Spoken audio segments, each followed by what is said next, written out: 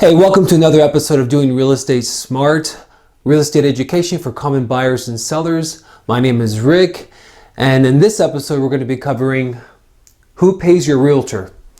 Now, I think this is a great question because when I got into buying my first home and I was speaking to my realtor, I was wondering who pays him? How do I end up paying him?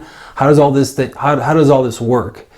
And so I'm going to go ahead and answer that question for anybody else who's wondering the same thing.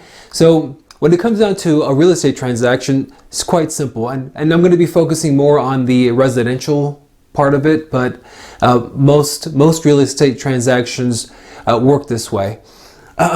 So in a real estate transaction, we have the seller and we have the buyer. Now, when the seller is ready to sell their home, many of them end up talking to an agent and they become the listing agent. And so the listing agent does their part in putting the property on the MLS, marketing the property, and doing their best to sell the property as quickly as they possibly can for the price at which the seller wants to sell it. Does that make sense? So the listing agent charges the seller a commission.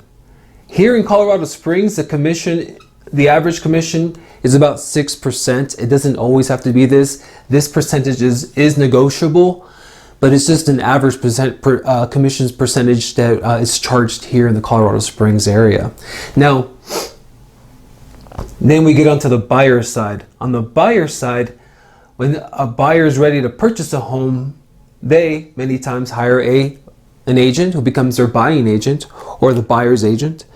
And what the buyer's agent does is helps the buyer find a home and helps them through the process of buying a home. So once the buyer finds a home they want to purchase, the two agents then work together in completing the transaction. So in completing the transaction, this agent then splits this commission with the buying agent. Now, usually it's split it right in half. So the buying agent here gets 3% and the listing agent gets 3%. Does this make sense? Usually there's a processing fee that goes into this as well. It could be between $400 to $600. It really does depend on the brokerage. So the buyer themselves ends up paying for this, but this is usually incorporated into the closing costs and all that. Overall, this is how it basically works. Now, again, it doesn't always work this way. This percentage is negotiable. Who ends up paying the buying agent is negotiable as well. The buyer can negotiate to end up paying this 3% or a set amount of money. It doesn't always have to be a percentage. It could be a set amount of money.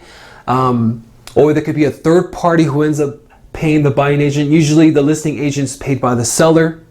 So this is almost always set, but then again, it can be negotiated where the buyer pays the listing agent. So it can work in so many different ways. This method that I'm explaining at the moment is just the most common method in which the agents get paid in the transaction, in the process of a real estate transaction. This is Doing Real Estate Smart, real estate education for common buyers and sellers. On this channel, we cover a lot of different topics in real estate, such as who pays your realtor. We'll be covering different loan programs and so many other topics. If you like this video, feel free to like it. If you want notifications of any future videos, go ahead and hit the notification button. Any comments, any questions, feel free to leave those as well. Thank you for tuning in, and I'll see you next time.